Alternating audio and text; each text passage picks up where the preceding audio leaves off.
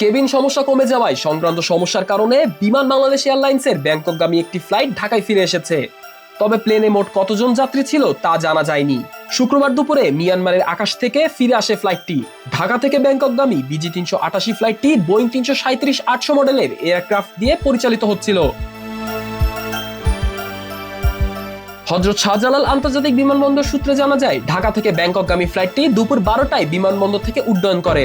ঘণ্টাখানেক পর প্লেনটি যখন মিয়ানমারে আকাশে, তখন হঠাৎ কেবিন প্রেসার কমে যায়। প্লেনে অক্সিজেনের পরিমাণ কম অনুভূত হওয়ায় সক্রিয়ভাবে যাত্রীদের মাথার উপর থেকে ওভারহেড মাস্ক বা অক্সিজেন মাস্ক নেমে আসে।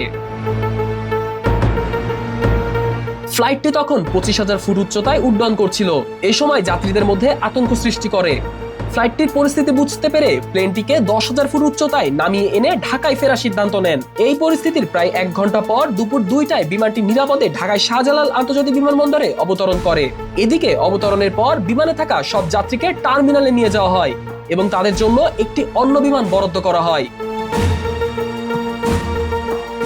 বিমান বাংলাদেশ এয়ারলাইন্স সূত্র জানায়, বিমানের সব যাত্রী নিরাপদে আছেন এবং তাদের দুর্ভোগ দূর করার জন্য এয়ারলাইন্স কর্তৃপক্ষ দ্রুত ব্যবস্থা গ্রহণ করেছে।